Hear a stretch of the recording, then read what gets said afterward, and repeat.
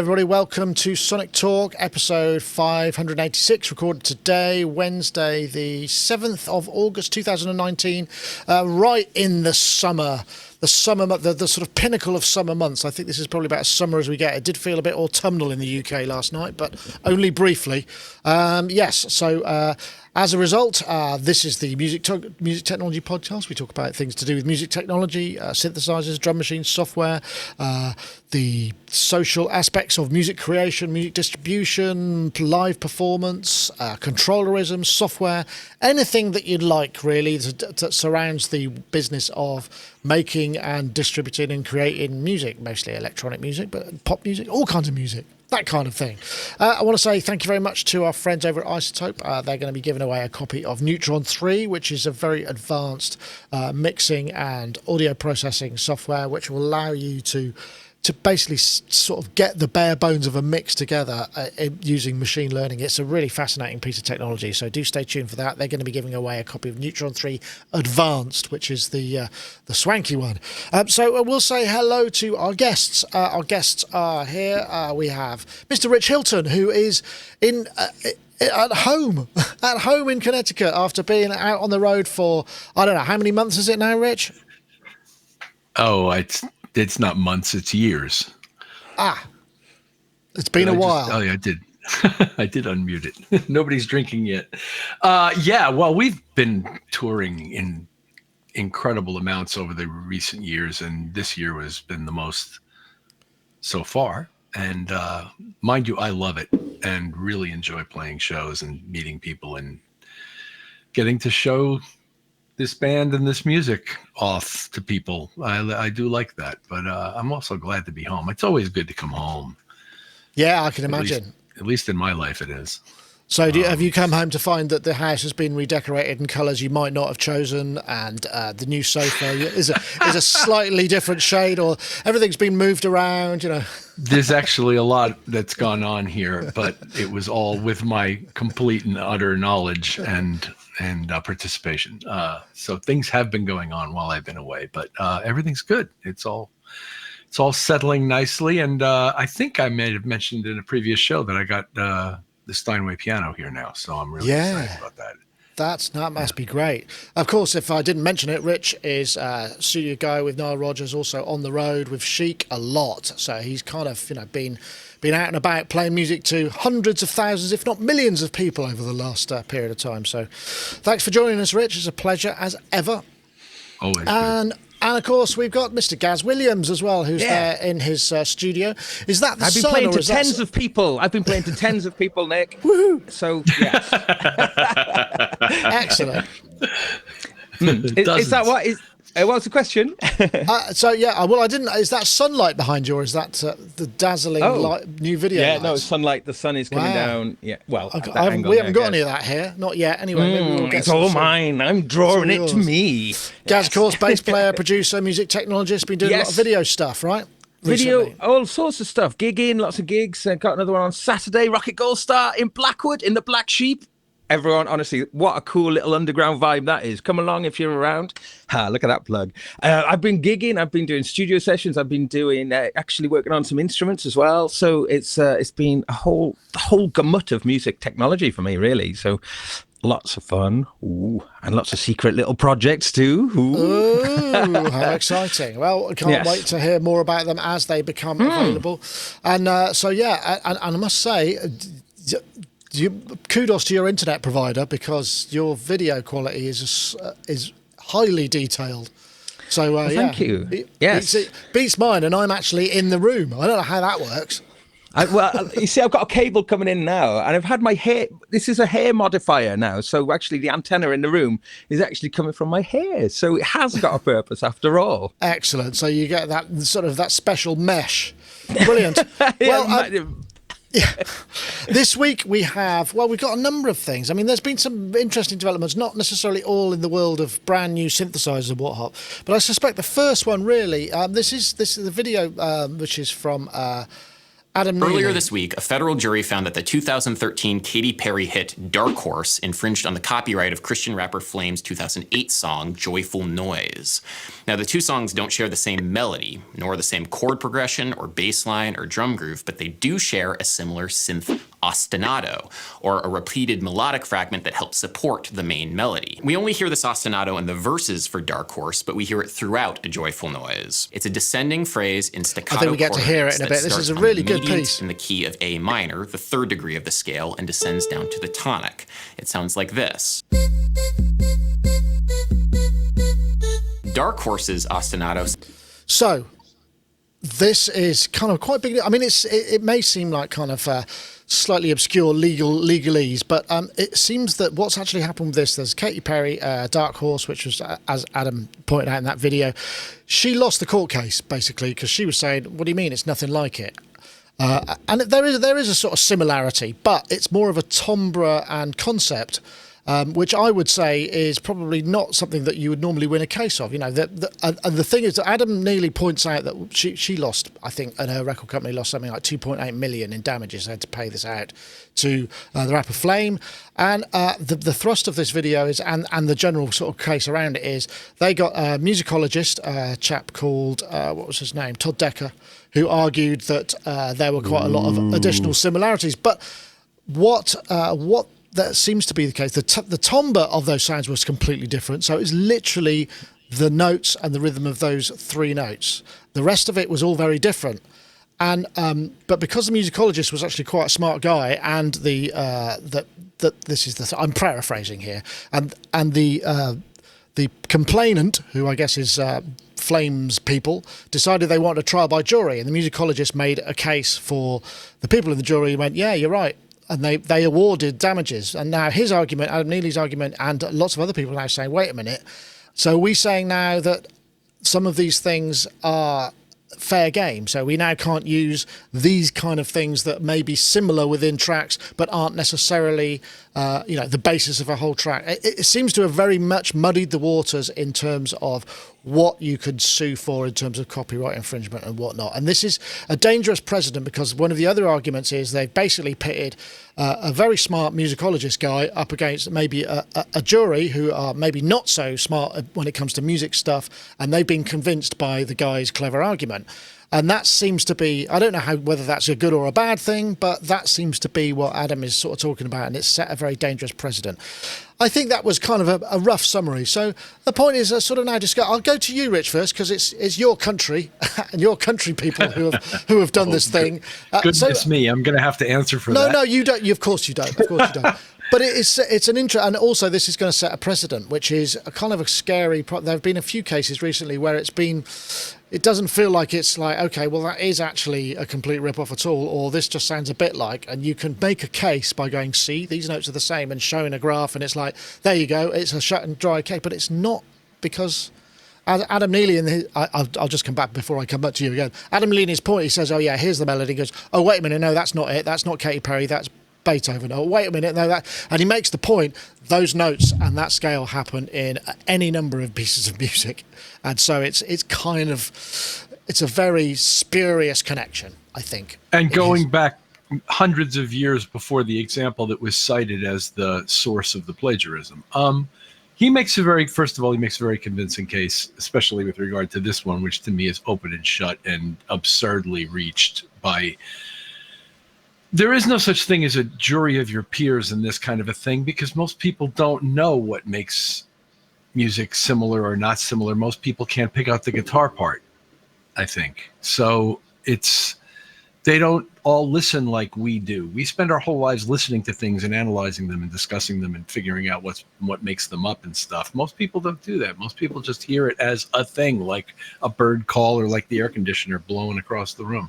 So I can't imagine that this verdict made any more sense than he made of it. I will say, however, that the musicologist who is being held up in the public square as the source of all of this may or may not have entered the courtroom with that in mind.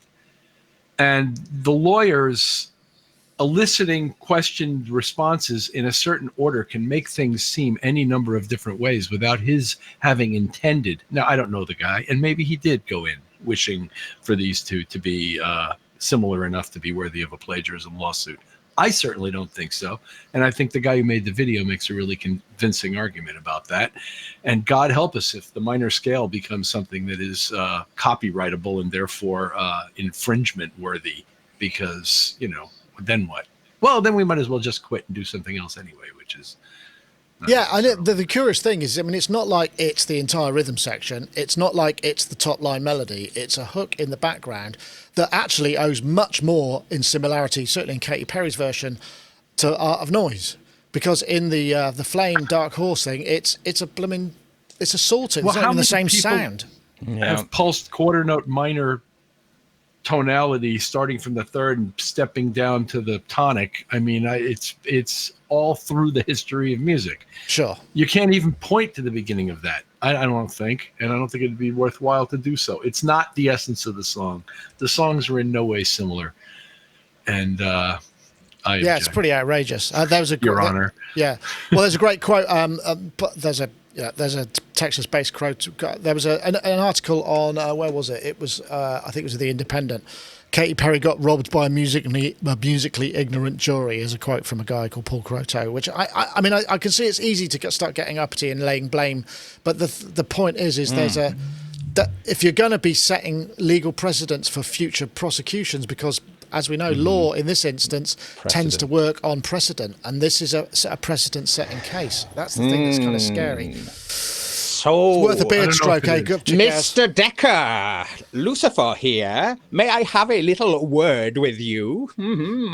For one needs a little task to undermine the entirety of music history. I tell you, this is terrible, and I'm calling out that Todd Decker on this. Because, I mean, blimey, I mean, wow, what a stupid thing to have done. So even if he had gone in there sort of without this kind of plan, as you say, precedent. I mean, this is ridiculous. Honestly, that guy, is he going to sleep easy? I mean, I really think he's a real villain now. I'm absolutely disgusted he's pushed for this. Disgusted. Todd, if you're ever watching this, I'm disgusted with you. You should be ashamed of yourself. Ashamed of yourself. What a terrible thing to have been the kind of architect to kind of get through. You should be ashamed of yourself. Now go to bed, you naughty boy. And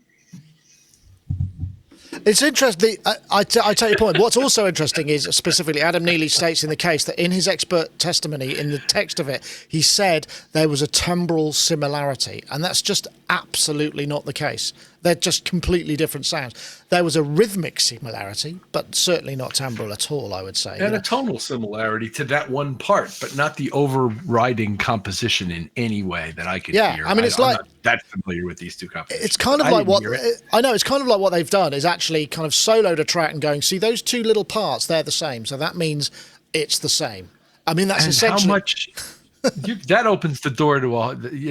That's just insane. So we're going to start getting tuned 808 bass drums becoming fair game, because it happens to be the same low D or whatever. I mean, who knows? I mean, it just seems like okay. I mean, there are a lot of there are a lot of people who need to make money and are perhaps a little less morally righteous, shall we say, than others. I'm not suggesting that this is what's happening in this case, but you can see that there might be a bunch of lawyers going, hey, wait a minute, those cases that we didn't think were worth bringing, let's go and revisit them. We'll do them for a no-win, no fee. Here we go. Is it going to open the doors for a lot? And it's a terrifying thing. I mean, as if music hasn't been punished enough in the last 10 years. Now even the people who, the only people who are making the money, which is the songwriters, generally speaking, and maybe the record company a bit, are now going to be fair game. It just makes me crazy. But I take your point, guys, but I suppose that does ring up other arguments is, where is the line? Where was the line? Yeah. Or was the line? Yeah. Well, it's that classic ruling about pornography where the judge, somebody said, I know it when I see it. Right. Okay. Yeah. But I mean, like if you look at like some of the early Beach Boys stuff, I mean, it was just total copies of kind of Chuck Berry, wasn't it? In terms of the kind of rhythm machine behind it, and then they did their great vocal thing on the top of it. But you could completely go, oh, well, look at that, and then you just kind of kill it. It's just going to kill the growth of things. It's a terrible decision. So I mean, music doesn't exist in a vacuum. It is sort of built on what has already been before, and cultural there's reference and all sorts of there's a clear understanding of plagiarism. I mean, the Dazed and Confused Led Zeppelin thing. I mean, that one is bizarre to me, because that is complete plagiarism. I mean, the Jake Holmes song, Dazed and Confused. I've been dazed and confused for so long, it's not true. It's bizarre. So, I mean, like, there's probably like a ludicrous, as you say, a ludicrous amount of cases that could be brought forward now. And what a waste. Who's going to benefit from that? The only people who benefit from that are the kind of lawyers and the legal system. It's absolute. Oh God, it stinks. I'm so down on this. Well, the other thing okay, here's a theory. As we're seeing that I've seen there's been a few headlines, and we've covered them recently in Sonic Talks as well, where we have AI and computer generated algorithms, computer generated melodies. Could you see it that now we could end up in a situation where somebody's written a little CG, an AI melody generator, cheap melody generator, but it brings out something that's really similar. Somebody hears that and go, oh, yeah, I like that, I'll use that. And therefore, who is the person who those lawyers would then go after? Would they go after the person who created the AI algorithm, or the person who released it, or everybody and anybody? There are issues here. The producer, yeah, I suppose. But in some cases, and we'll maybe get onto that topic later, production is a fairly loose term. It might not be all that much. It might just happen to have enough legs and enough kind of attraction without all that many sort of pros being involved. So I don't know. It just seems like we're going to tie ourselves in knots if we're not careful. There has to be a sort of a kind of base level where people. But anyway, that's what part of the story is people are talking about. So it is a bit disturbing. I guess what we're going to find out now is what happens next. Are we now going to see a whole load of other like really crappy court cases coming up because people have seen this and they go, well, it's worth a try because look what just happened. 2.8 million quid or dollars is not to be sniffed at, particularly if you haven't got that sort of money and you got a lawyer who'll go, yeah, don't worry, we'll cover it and we'll split the fee. I got it. I know what we can do.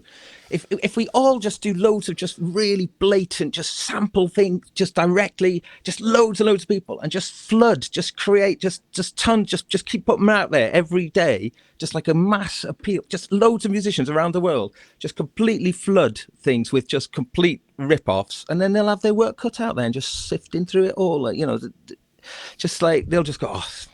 Yeah, but it'll have to be successful. There is that one. Yeah, I'm being stupid, but it's just like. Yeah, I take your point.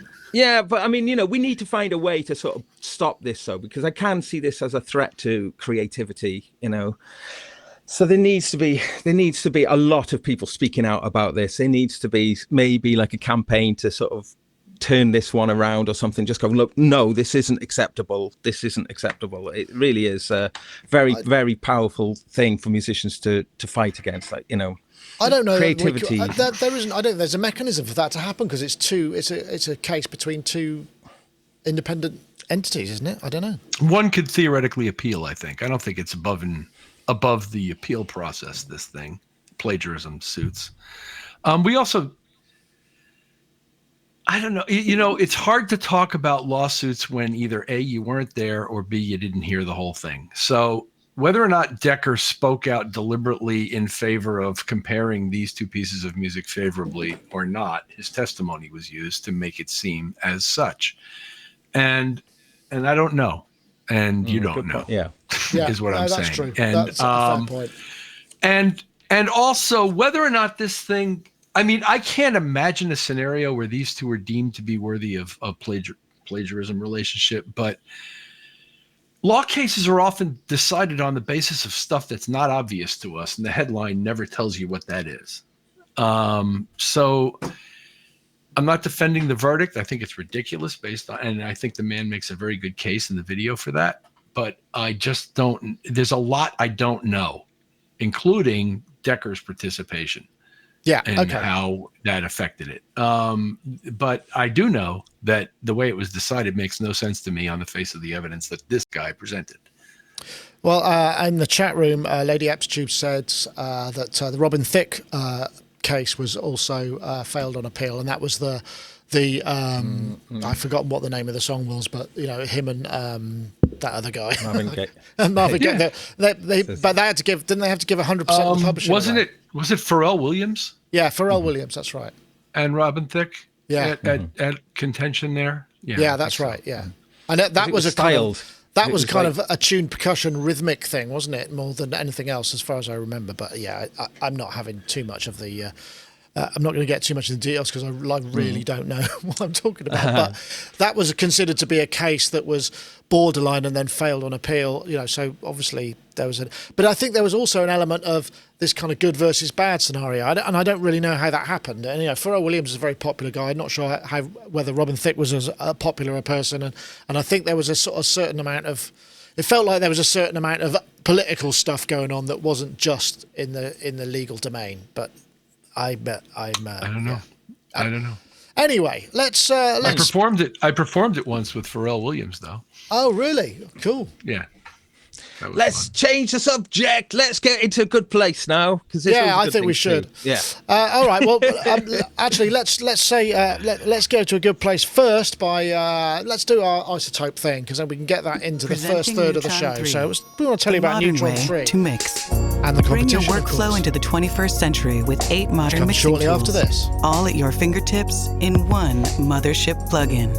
Starting a mix can take a while, but with the all-new Mix Assistant, Neutron can listen to your audio and quickly suggest a custom starting point for an individual track, or set levels for your entire mix. Shape sounds like never before with the new Sculptor module. Match audio to a target sonic profile and instantly sculpt it to sound more like itself or like something else completely. Reach out and touch your audio with Neutron's immersive controls and visualizations. Neutron 3 comes equipped with Visual Mixer, a tool to help you effortlessly manipulate the landscape of your mix. Neutron 3, the modern way to mix. And of course, you can download a demo as ever with all the Neutron products if you just go to isotope.com. I think you need an account, but you can just go and get a demo of Neutron 3. And we got a competition. Of course, this week I'm looking for it's a Twitter competition. You need to enter by just putting a tweet out there with the minimum of the hashtag visual balance, which is one word, and the hashtag Neutron 3 to @SonicState and @Isotope Inc. That's the hashtag visual balance and the hashtag Neutron 3, both one word hashtags to @SonicState and @Isotope Inc. And you will be entered, if you do that, to win potentially the Neutron 3 Advance, which is cool. And we do have a winner from last show, and I have his tweet here. This is Leo Kelly, who's actually always from the northwest of England. How cozy. Leo Kelly at Lenrod101. If you want to get in touch, you are a happy winner, I hope you're happy, of Neutron 3 Advance, so please do get in touch. Okay, so what's that? Our modular noodling. Yeah, let's see. We want to see this. This is an interesting one. I'll bring this up. This is Eurorack Modular Radio 24/7. And it's an interesting idea, because what they've basically done is, I think this is... oh gosh, what's her name? It's Jade Wee, who is behind this particular channel. But this was an idea that came up. That's you just send tracks in, and this is just streams 24/7 on a ever-growing playlist. It seems to be there's a lot of bell-like and sonorous stuff in here, so it's got a sort of flavour. And it's called. I just think it's a really nice idea. So you just have it on 24/7, and it's something that YouTube hasn't. I don't think YouTube's been used for terribly much. We have Spotify for streaming, but YouTube hasn't really been used for that. And it seems like a kind of creative and inventive way of using it. I don't know whether it. I didn't know you could stream 24/7 on YouTube without restarting, but apparently you can. So I think what this does, it shows the playlist and the name of the artist, which I think gets pulled in automatically onto this kind of random, and then it's just played. Yeah, this is marimba-y kind of thumb piano, and it's just a really nice idea. I mean, it does go under the guise of doorless jamming a little bit, which I know has a slight maybe it's considered to be a little bit of a hipster term, but I mean, I don't think that you necessarily have to do it without a DAW to send your tracks in, but you can send them in. You just send them into where was it? It was I think it's just DAWlessjamming@gmail.com. Well, I mean, I didn't know about this until you sent the show notes out. I put it on. I left it on for ages, and it's really nice just to dip into it. It's but I was really enjoying all the textures that were in the tracks that I heard, and it did feel almost like this is a new that some sort of genre has like a new genre is emerging out of the Eurorack kind of world, the modular world, and the previous terms to describe it are probably sort of out of date. So I think they're probably, what did you call it earlier? Well, how did you describe it? What, DAWless jamming? No, before that you said about the music had like sort of like sonorous and bell-like. Okay. Yeah, I can't remember. I can't remember. There should be some genre name. So maybe the chat room could help come up with a new genre name that sort of encompasses this kind of more. It's a flip side. A lot of hard techno and that kind of thing, using modular for that sort of stuff, using it in this more melodic and sort of ambient-y way. We need a new genre name. Okay, that's my challenge. Yeah, that's an interesting idea.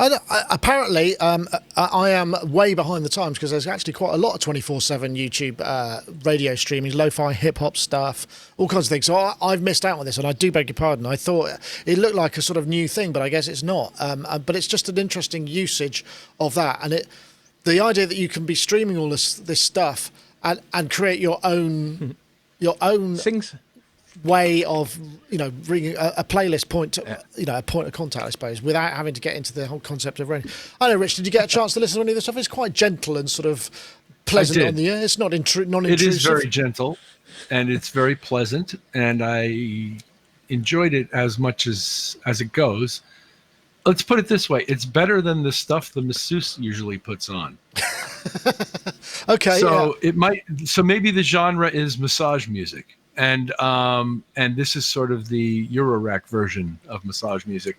I like about it is, I reckon that's it. Eurage. Massage music. What I like about it is that it exists and that the music that I heard was all interesting and enjoyable.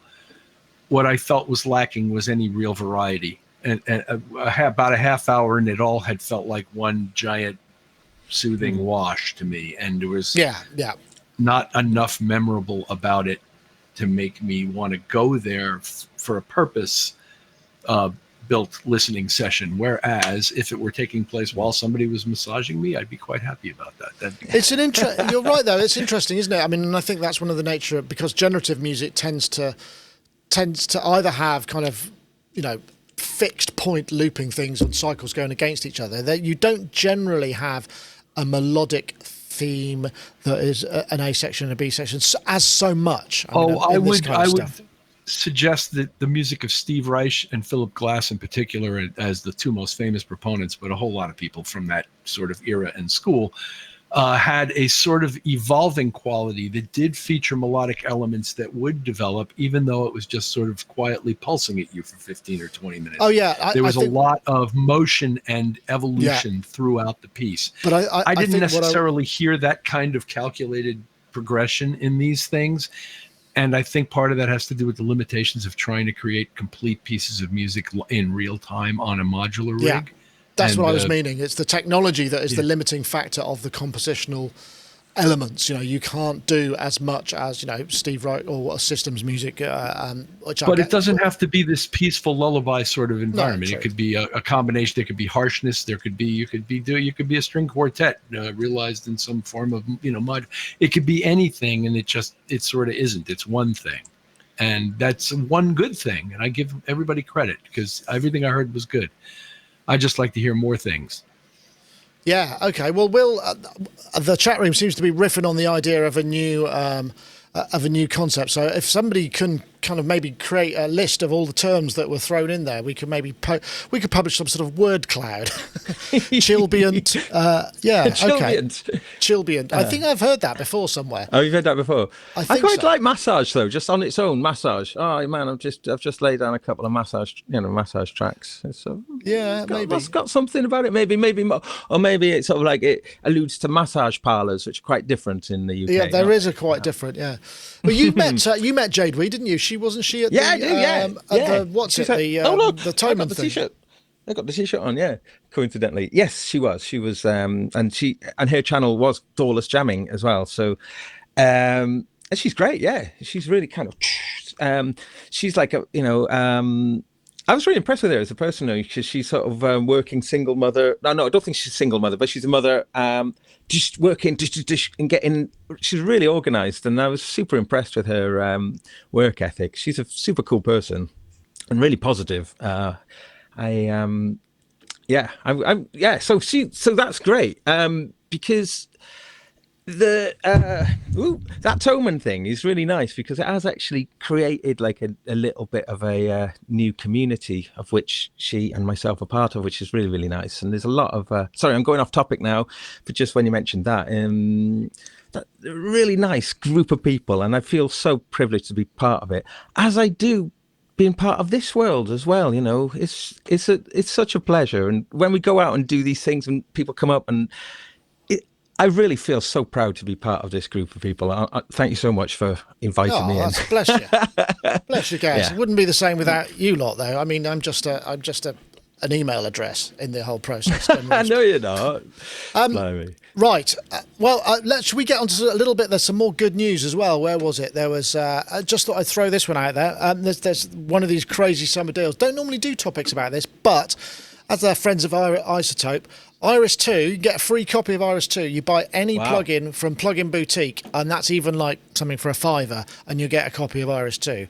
Which is both brilliant and slightly sad at the same time. I mean, I don't know whether this means we're about to have an Iris 3, or this plugin falls into the mass audience didn't quite get it in the same way as perhaps some of their other stuff, because I think they've got there are similar things with Break Tweaker and some other plugins they did that just didn't quite kind of get as much momentum behind them. So I'm hoping either one, but Iris 2 for nothing is a really smart deal. I mean, for those who perhaps don't realise, Iris 2 is the synth that kind of came out of RX technology, and it came from a conversation that we were having on Sonic Talk, actually, and that sort of sparked somebody at Dave Spears and somebody at Isotope to kind of go, hey, that might be a good idea, and thus Iris 2 was born. So I feel kind of a sense of ownership somehow of this, and I just like to see it, as many people try it out as possible, but you can't beat free, even if it only costs you £5 for another plugin.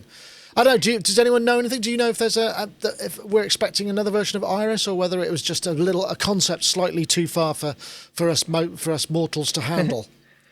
Well, it's interesting with Isotope, though, isn't it? Because, you mentioned Break Tweaker and obviously Stutter Edit as well, which came before it. Those were the BT creations. And Iris, these are plugins that you do need to really put some time into using, because they do come with great presets for sure.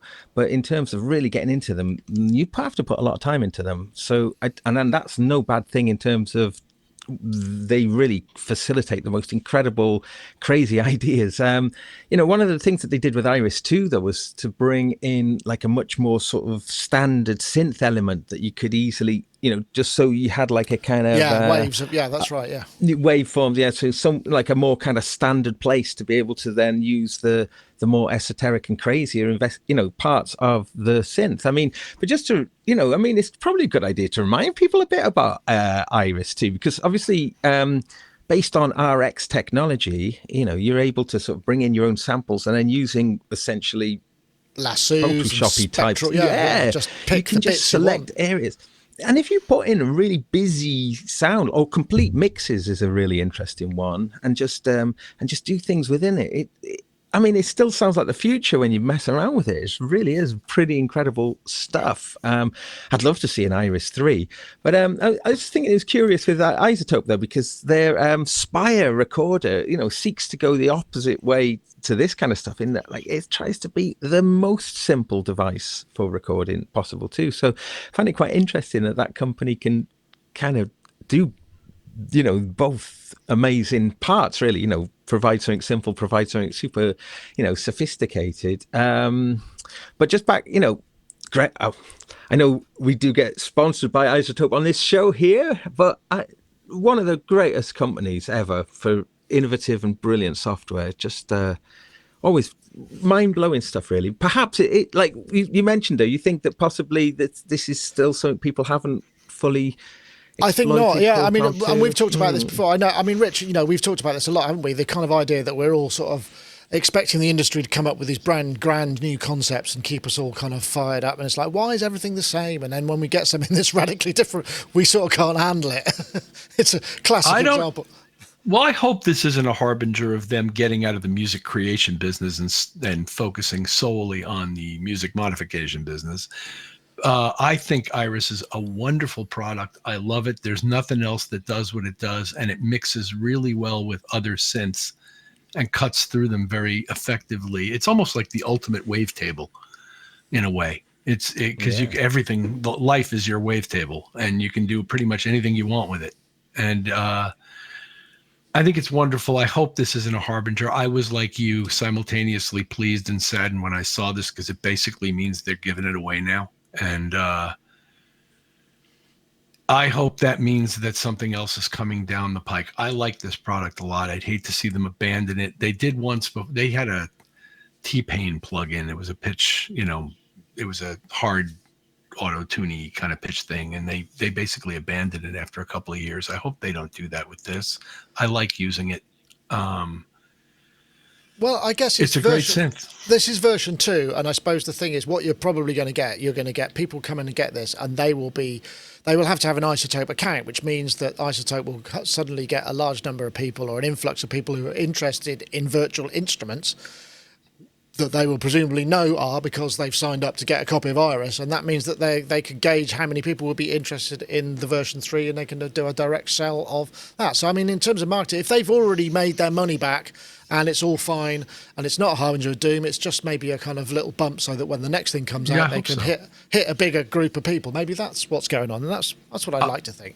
I don't think they have another tonal music creation product. I could be wrong about that. First of all, I agree with Gaz about how they're very courageous in pursuing different product categories, and the Spire product to me is very, very interesting, and I've recommended it to a number of people, none of whom have gone for it, but nevertheless, it's a really interesting and valuable product, I think. I mean, 2 Grace mic preamps for $300 is hard to beat. I don't understand why people aren't all over this thing, but anyway, I admire them, and I hope this product continues. And I know Dave put some work into it, and I'm glad to hear that we all had something to do with it coming about. And I really like using it. So Yeah, cool. I encourage anybody I would recommend it to pretty much anybody who likes making synthesizer noises and wants to hear something that doesn't sound like the rest of what you have. Yeah, absolutely. I would agree with that.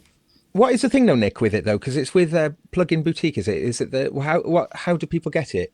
They go to Plugin Boutique, they buy anything, and then at the point when they add the cart, they then Iris 2 will automatically be added to your cart. Oh, okay, and simply check out and use your Iris 2 will be in your user account. I think that's you get one instance, one go computer. Yeah. But hey. So I mean, okay it's not for free. It's not sort of not free though, is it? Because it involves a purchase. Yeah, but you could buy something for $5 at Plugin Boutique.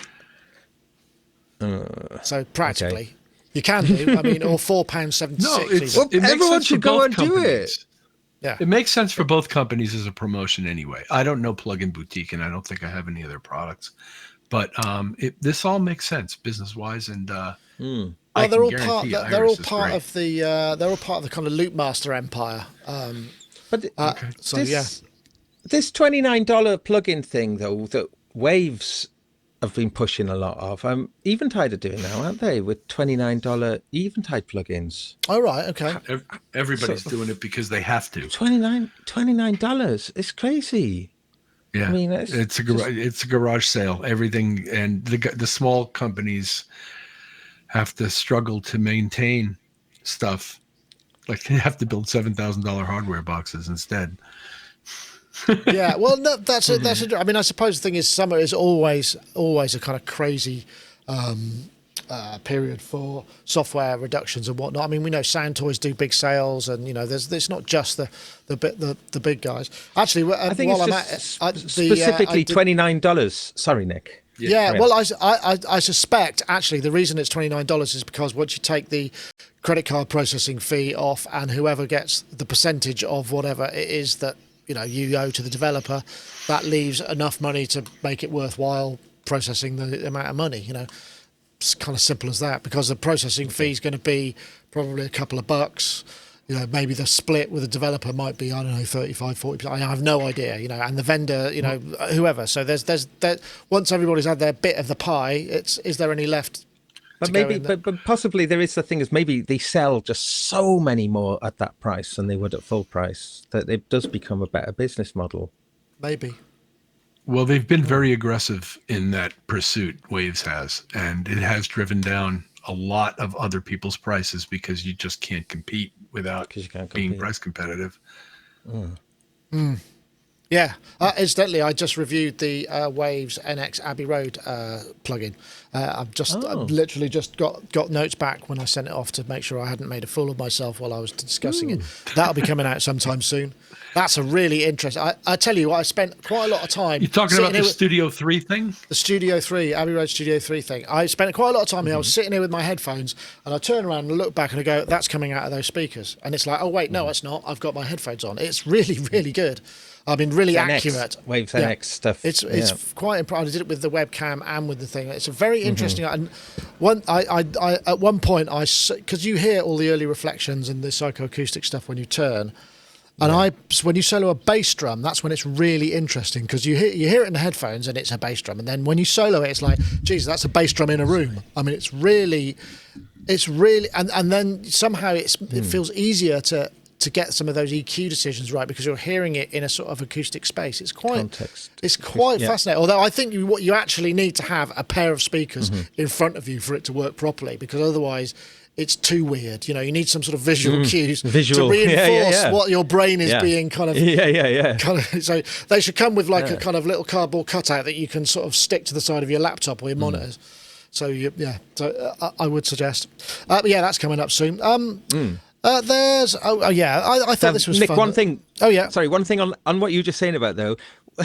What you have to remember though, when you use that Waves NX based stuff though, it's like if you've got it strapped across the master bus, remember to turn it off when you make the mix down, because it will sound really strange out of a set of speakers. Yeah, well, it doesn't. No, I have. It does. But what you could do is there are ways you could do an aux bus and a monitor bus and have it done that way.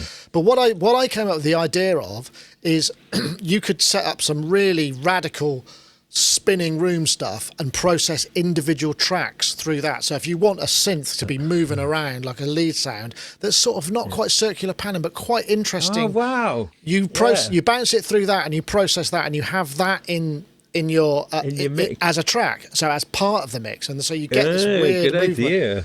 I think it could work. I don't know how far you could go with that, but it's very phase coherent. The phase coherency is really very good. I mean, you're not getting weird mushy hi-hats and stuff when you're spinning it around. It's quite interesting. Well, I just spent a bunch of days in Studio 3, so I'd be interested to hear it. Well, I'm sure. I think we know a guy who could probably set you up with an account to try. Because the thing is, you can work it with your webcam, so you don't need the head tracker. It'll track your face to about 35, 40 degrees via your webcam. So you can. Okay. It will work. It is cool, isn't it? Because when Focusrite brought out the VRM technology probably close to 10 that was years static, ago, wasn't it? But that was a static. But it was thing. static, and it was weird because if you had your headphones on and you turned your head, clearly it was as if the room is moving with your head, and it did it always made me feel slightly sick listening to it, because I think I was getting my ears were hearing a room coming at me, but as slight tiny movements, and to it have was the the same. room It's, move with that's it's confusing, isn't it? Well, the thing that I noticed with yeah. this is I was checking it out, and Andy came in the room, and he really scared me because I got into that place where I didn't think I had a pair of headphones on, and then suddenly there's somebody like here. It's like, oh my god, how come I didn't hear that? And it's like, oh yeah, because I'm not hearing the room I'm actually in. I'm hearing the. It's really so you get these kind of strange sort of artifacts. Imagine that as a little plug-in you could have, though. Just like it was like you just so you give it to people to as a mix. It's like a mischievous plug-in that you could put in, and like a set of footsteps then that come up behind you, just at a random time, just to. And there's no one there. It's just like a little kind of little bug in the Waves NX software. Something, maybe it could be like a Halloween Easter egg. Yes. Halloween Easter egg. Just on Halloween. It triggers it just on Halloween. Halloween Easter egg. That's a kind of show title there, possibly. Of course, along with Rich, Life is Your Wavetable. That's another show contender right there. Okay, right. Well, what should we get to next? We've got the choice of a couple. Shall we? I wonder. I think I'm going to go because I like the noise synth, but I also there's something that I think we should probably check out here, and I don't know if I've actually got the blooming. Have I got the video in here? Can't remember if I have. If I have, oh yeah, here we go. This is but I'm going to have to turn the audio off, because we'll get busted. So, unless you've been living outside of broadcast of any kind recently, you'll know what this is. This is Lil Nas X and the Old Town Road, which is essentially it's a kind of hip hop country crossover, which is it's one of those classic genre spanning things that comes up in once in a while, a bit like rock and rap, like Aerosmith and. Or whatever they were called, Run DMC, absolutely spanned these two enormous genres and has created this sort of monster hit. And people don't really know quite what they're getting. I'm not going to play the audio because, like I say, we'll definitely get busted. It's been okay. I've got some statistics here. This is just this. It's kind of bonkers, actually. It's been at number one for 18 weeks in the US on the Billboard Hot 100 charts. And this is via. I think it was number one on the country charts as well for a while because they couldn't figure out whether it was country or rap. And I imagine it's probably on R&B charts somewhere as well. I haven't checked, right? So it's been on the charts 22 weeks. Billy Ray Cyrus, as we know, has often written sort of country. He's a country artist, father of, what's her name? Miley Ray Cyrus. But this is the thing about this is it's actually really lo-fi. I mean, I'm not kind of hearing sort of highly. It's like a mashup to an extent, but it's an enormous amount of reach with it because it started. He's been using all social media and whatnot. But I just thought it was a fascinating thing to have a song that could. I mean, that beats. I don't know. Is that a record? I don't know what the longest thing. Have there been records you think that have been number one in the Billboard for longer, Rich? I mean, I can't imagine 18 weeks. That's like 4 months nearly, isn't it? I don't know those kinds of numbers. I'd be completely guessing. Yeah, well, but I mean, how big is it in the States? I mean, are you hearing it? I guess you haven't been there, so it's probably the wrong person to ask. But is it being heard? And furthermore, I'm generally culturally clueless anyway, even when I'm here. So. I'm not the yardstick for anything. I had heard about this. I hadn't actually heard the record yet, but I had heard about this and watched, prepared the show and said, oh, that's what it is. I get it. Yeah. So I know what it is. But apparently Lil Nas famously, he bought the beat off the internet for $30. Now, if there's a court case coming anywhere, I would probably guess that might be one there, unless you've got a very, very, very good contract that says, no, you don't have to pay any royalties to any of this, because they must be gutted that they didn't have a little clawback thing in there. But the other thing that I thought was really fascinating with this was Trent Reznor is credited as one of the co-writers. And I think co-produced. I've seen in the chat room, John is saying that it's a blatant sample of a Nine Inch Nails piece, and that it fell off the charts apparently when this gentleman came out into some controversy that I'm not going to define on the air. Okay. But so there it is. That's why Trent Reznor gets a writer's credit.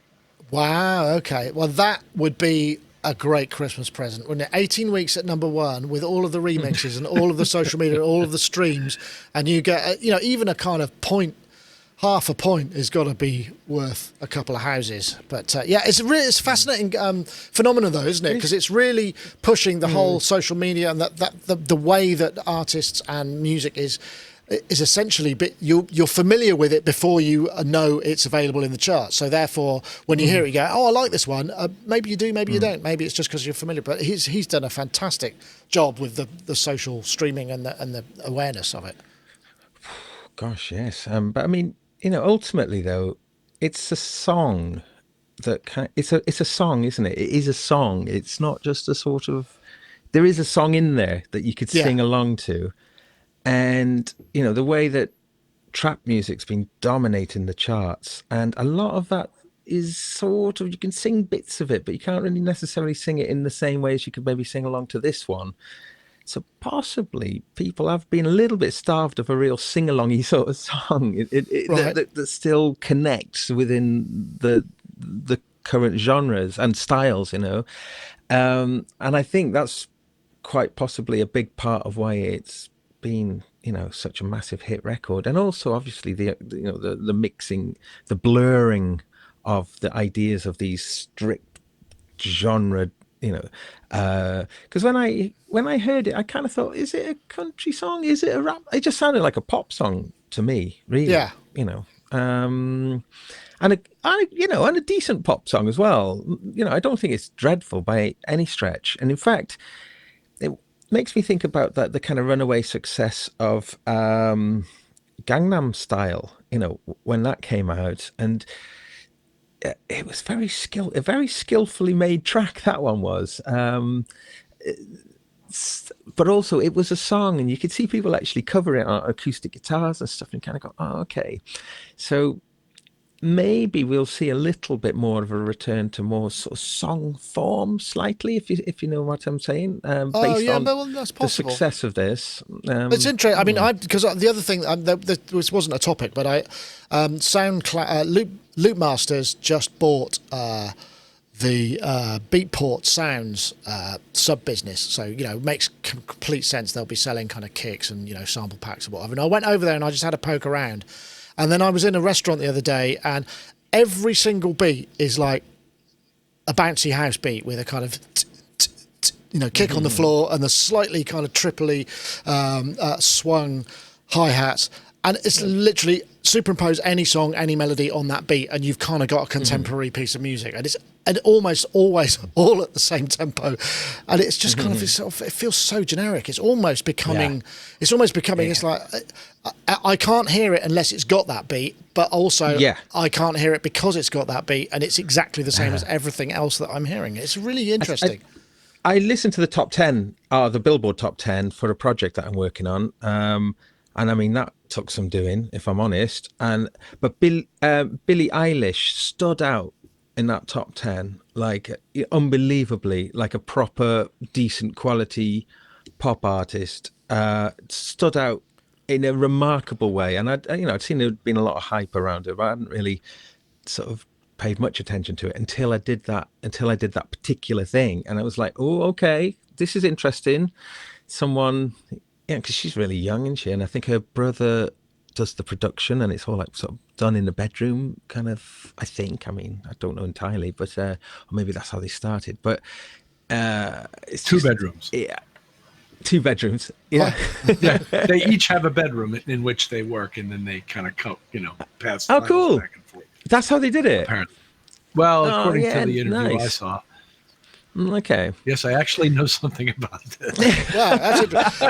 But you're right, though, Gaz. It's very interesting, isn't it? Because as producers and noodlers or whatever we all are, we all become very skillful at making appealing sketches and whatnot, things that kind of appeal immediately are, and like dance music where there's sort of really powerful and creative production techniques maybe win out over a longer form structural kind of songwriting song, but they really kind of they can be very, very catchy and very, very compelling.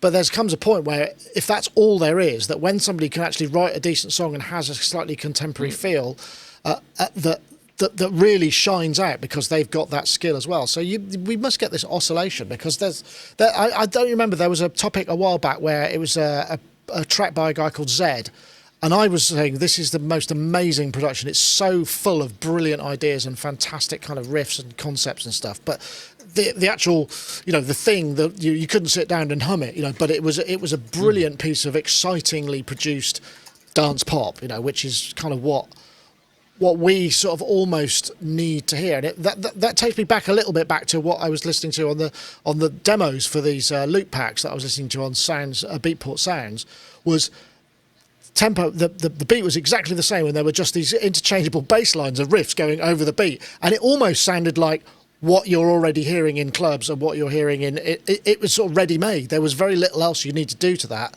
to make it an acceptable thing to be playing in a club. You'd have to get turnarounds and fills and risers and drop downs and all that thing. But essentially the bones of it was like, wow, that's almost a complete track. And it was literally not. It was just a sample pack demo. It's kind of... So I think you're right. I think you're right about that. The idea that we are maybe subconsciously also hunkering for something that has a little more meaning and depth. Just great well, songs. How about that doesn't give... I'm sorry, Gas. Go ahead. No, after you.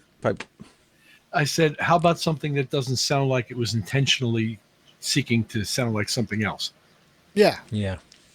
For openers. Let's not start with that as our primary goal.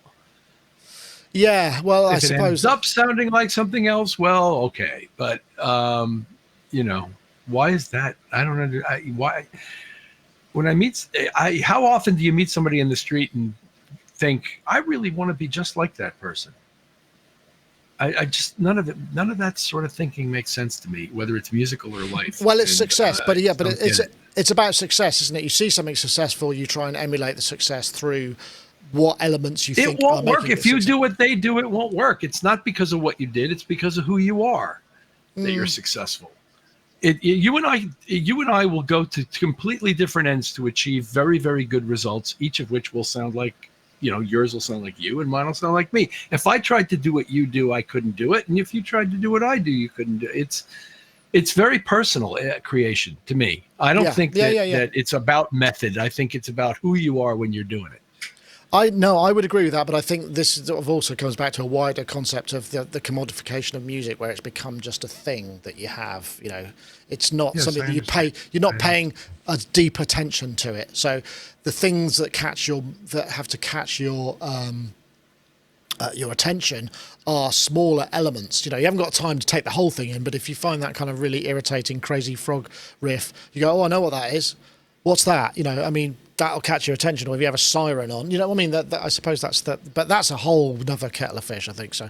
But yeah, I think it's, I can't even remember where we started with this. Oh yeah, it was Lil Nas. So I don't know how long he's going to be continuing, but what's interesting is it creates, he's used, I think it was it TikTok, where people were doing, to his soundtrack, they were doing things which were transforming themselves into cowboys, because there's a bit of a cowboy culture kind of things, particularly black cowboys as well. There's a whole ad campaign for Guinness, and there's a guy riding through New Jersey on a horse, and he, there's this sort of really strong iconography around it as well. So it's all.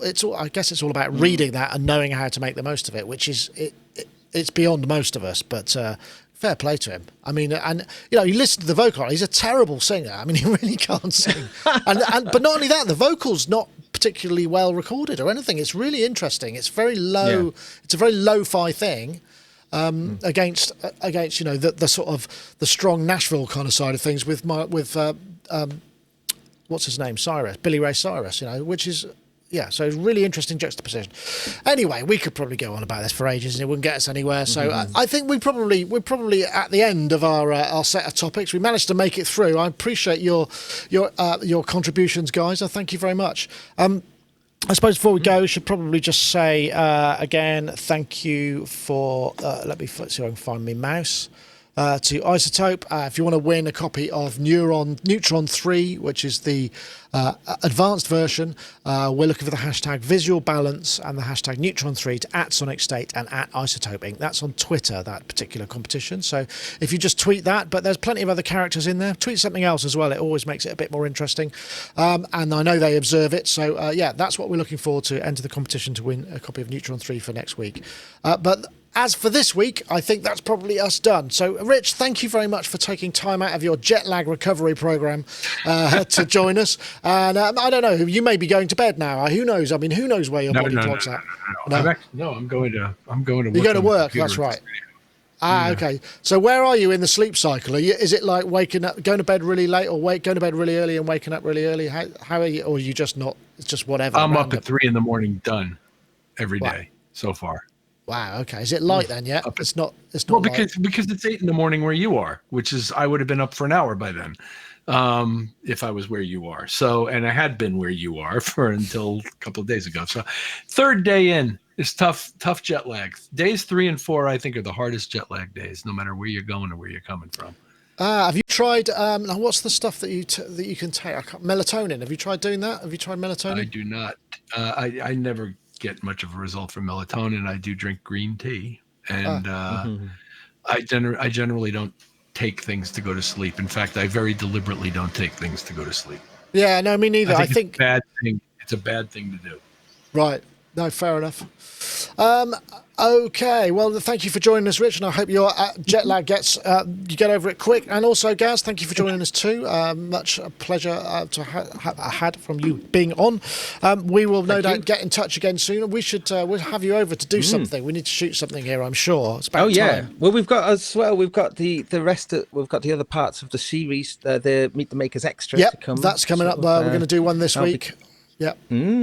That's good. So I've got I got a bunch of stuff coming as well from my channel, which is going to be more a little bit more random stuff, I think. Well, it's weird, isn't it? I'm trying to work out how to do it with my channel, just like, because I want to do some bass stuff, but I want to do some synth stuff, and I don't want to do stuff that a lot of people wouldn't want to watch, and some people would. So I think am I allowed to do whatever I want to do? Do you think? I think that's the idea. The idea is to do what you want to do, and then hopefully people will come with you. All right, thanks, Nick. I just needed you to say that. But I think the thing I'm filming at the moment. Let's have a look. Can we see what's there? Oh yeah, Vermona and the RD8. Yeah. Two analog drum machines together. Yeah, together, using the RD8 to sequence the Vermona and then layering the sounds together and just comparing them as well. And just seeing if I could get the Vermona to sound like the RD8, which I couldn't. It's laughably bad at my attempts. But when you start layering them together, wow. Like, are they super tight? No. Oh, really? It's making me... Well,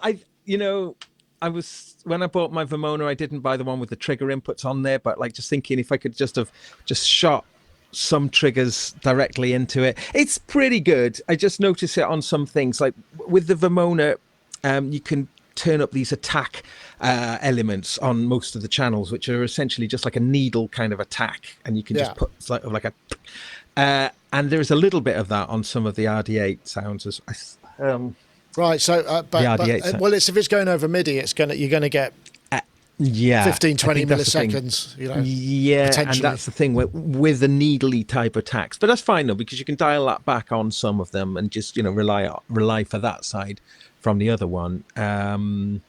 But just finding it really fun getting them work, because like when you do get them both together, you turn one off and turn the other one on, and you just kind of go, they do something brilliant in collaboration. So that's going to be my next video anyway. It's about excellent. All right, well, looking forward to that. Of course, we've got the Novation Summit here.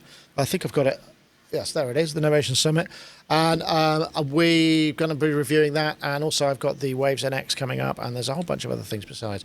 But anyway, that's it for this week. Thank you very much, everybody, for watching. That was Sonic Talk number 586. We'll see you soon. Take care. Bye bye now.